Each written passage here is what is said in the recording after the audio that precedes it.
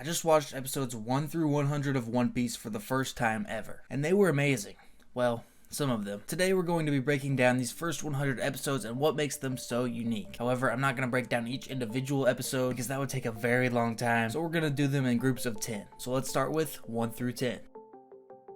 Throughout these groups of episodes, I'm challenging myself to pick out one theme from each group, and for episodes 1 through 10, that theme is friendship. After we meet Luffy, he immediately befriends a character named Kobe. We also meet another future main character of the series, Nami. Now, Nami doesn't know it yet, but Luffy had already decided that she was going to be a part of his crew. One thing I noticed in these first few episodes that is so different from the series later on is the pacing. The pacing of these first few episodes is so fast. We are flying through places, characters, everything. And going into this show, I knew pretty much nothing about the series other than it was about pirates. And I also knew that it had a ton of episodes. But other than that, that's pretty much it. The amount of animes I've watched is pretty low. It's probably less than 10. And I've decided to watch one of the longest, if not the longest one. So here we are. In episodes 2 and 3, we meet Zoro, the pirate hunter, as well as one of the first main antagonists, Captain Morgan. In episode 4, we learn a little bit of Luffy's backstory. But then episodes 5 through 8, we meet another antagonist named Captain Buggy. And all of a sudden, in episodes 9 and 10, we find ourselves in Usopp's hometown,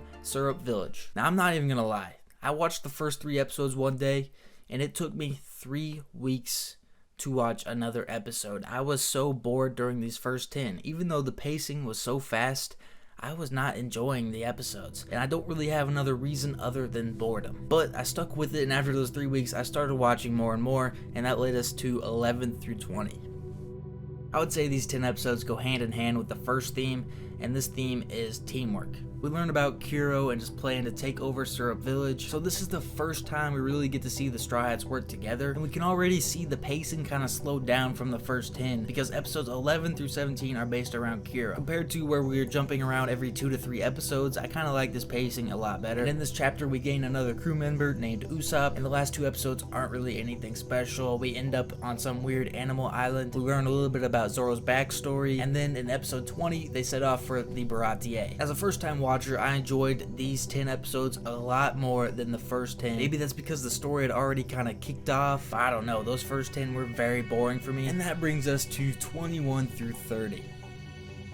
Which I'm just going to go ahead and call the Baratie Art. It's not really an arc, but it's a little mini arc in the series. We meet several new characters in this arc, one of them being Sanji and another being Don Krieg, an infamous pirate from the Grand Line. These 10 episodes have a recurring theme of sacrifice. With Don Krieg threatening to destroy the Baratie, it forces several people to put their lives on the line, all in order to protect the greater good. And despite being such a small setting, a lot of things happen. Nami manages to run away from the crew, Zoro almost dies challenging legendary swordsman Mihawk, and Luffy's fighting his toughest opponent yet. By the end of all that, on episode 30, we meet the 5th crew member of the Straw Hats, Sanji, who can now cook for the always hungry Luffy. My interest in the characters in the show continued to grow throughout these episodes, and I really enjoyed this little arc on the Baratie, and I feel like at this point I was finally starting to see all the hype around the show and why people really love this show. But now it's time to chase after Nami, which leads us into episodes 31 through 40. Moving on to Arlong Arc, also known as Kokoyashi Village. I can really only describe these episodes in one word, and that's trust. First, we have Luffy putting his trust in Nami, and he never was doubtful of the fact that she wanted to be a part of the Straw Hats. So he puts his trust in her and that she didn't actually leave the Straw Hats, that she had some other motive for going, and he was right. And once Luffy learns the real reason Nami left, it leaves him very angry, and he gets his first taste of how unjust and terrifying some pirates can be. And I think at this point, Luffy really understands how much he hates these kinds of pirates. He kind of gives himself an inner moral that he will never stoop down to this level of pirates, I guess. But going back to trust, it is then time for Nami to put her trust into Luffy to defeat these pirates. And this scene was just the most beautiful thing I had seen in this show yet.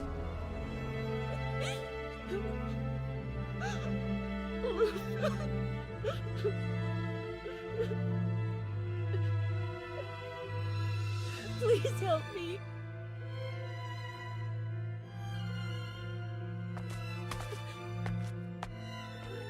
With the first episodes being build up and backstory, that leaves episodes 38 through 40 for kind of the beginning of the fight. For me, this was the turning point in the series. I enjoyed the Baratie Arc, but the arc with the Arlong Pirates is finally where I got fully immersed into the One Piece world. This is when I wasn't really just turning on the show when I was bored. I was wanting to watch an episode right after the next. I was hooked. So continuing where we left off in 31 through 40, 41 through 50 ends off the Arlong Arc. These 10 episodes kind of bounce around a lot. We're kind of in that bouncing stage, but I've realized that's kind of a pattern. When they end off a fight with somebody, we kind of bounce around for a little bit until we get into the next mini arc. So we end off the Arlong Arc, we say goodbye to Kokoyashi Village, we bounce around to Captain Buggy for 2 episodes, and then towards the end of this little chapter, the Straw Hats arrive in Log Town. But during these episodes, you can really see the unity that is starting to form on the crew. The Straw Hats are now united as a crew more than they ever have been before. We only got to see the last couple episodes in Log Town in this little chapter, but I was very excited to see what was going to happen. We were introduced to Smoker, who I think looks like the most badass character yet, and we also got to see this amazing little shot of Zoro when he was buying his swords.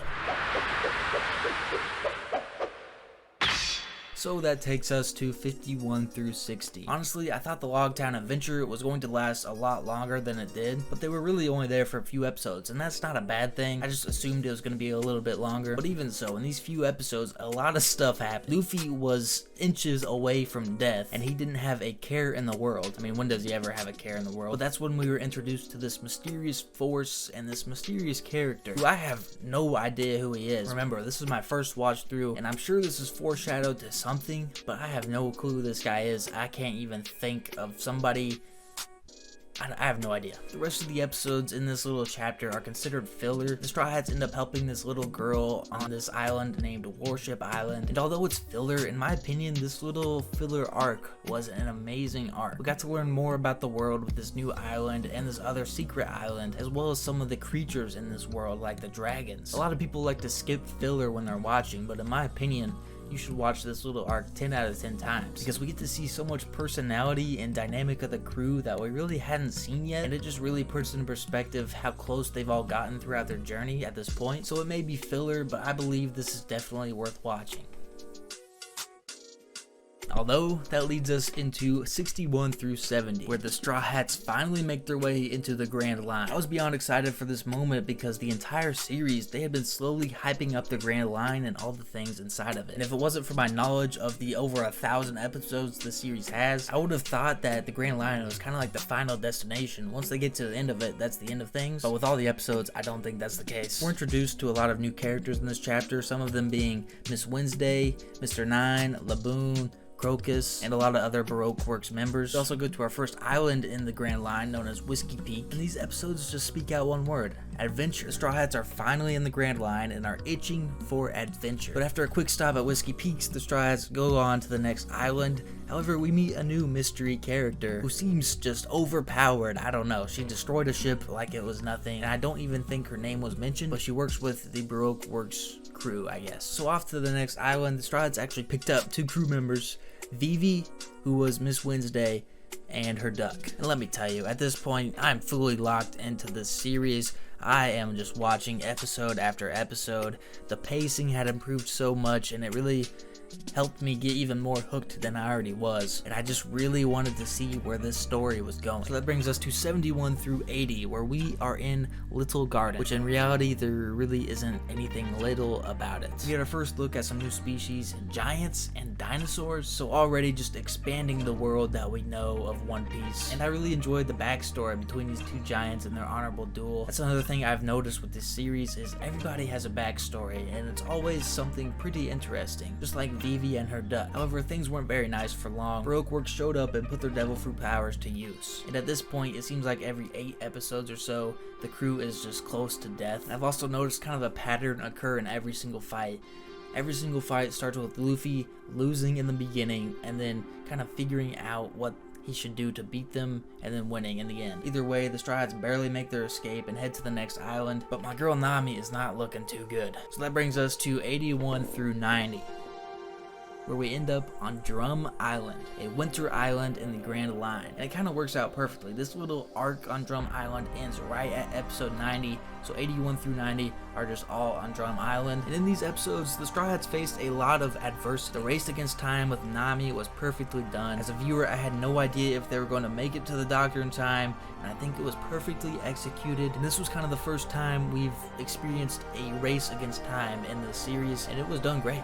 I have no complaints about this. And that's the thing with this show. I knew Nami probably wasn't going to die. I've noticed by now that not many people die. It's not a series where you have these unexpected deaths. But the way the show is written and the twists that happen, it makes you question what you're thinking and what you actually know. I know this isn't considered filler, but I think this arc would be fine if you just cut out all the fighting with Wapol, because all the fighting with him almost made me think it was filler. In my opinion, there was just no question that Luffy could beat these guys up. Like, they're not that strong, and they don't have any sort of trump card against them, but yet they're still kicking and screaming no matter what Luffy does to them. So if you just cut out the fighting with Wapol, I don't think you'd miss any context whatsoever, because the real reason of this little arc is to pick up a new member of the Straw Hats, a doctor named Tony Chopper. So the Straw Hats got their doctor, and that brings us to the close of 90 to 100. The last chapter of these first 100 episodes. And it's kind of crazy. Like, you look back, and it doesn't feel like you watched 100 episodes of One Piece, but you obviously did. You're here. You're at the 100 episode mark. And this little chapter is the start of one of the most interesting arcs yet, Alabaster. At this point, I felt like Vivi was a part of the crew, but now that they're in Alabaster, I think the time with the Straw Hats is coming to an end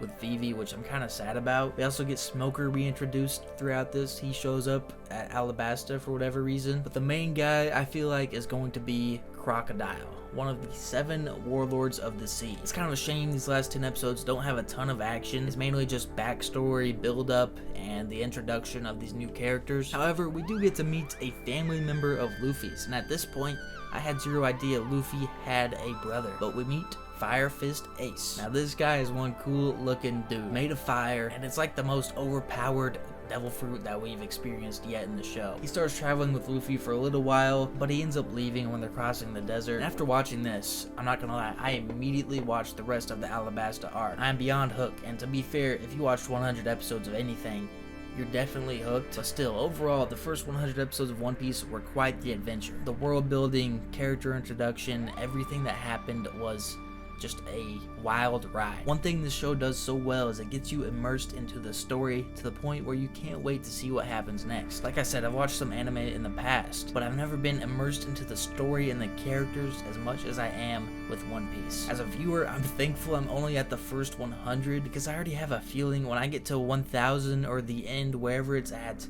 I'm going to wish there was more episodes. This show has a way of lifting your spirits when you watch. If things weren't going well in the real world for me, this show is like a breath of fresh air. Once I started watching, every bad thought just disappeared. I'm going to be making this video at every 100 episode mark, so if you enjoyed this one, feel free to subscribe, and I will see you guys in episodes 101 through 200.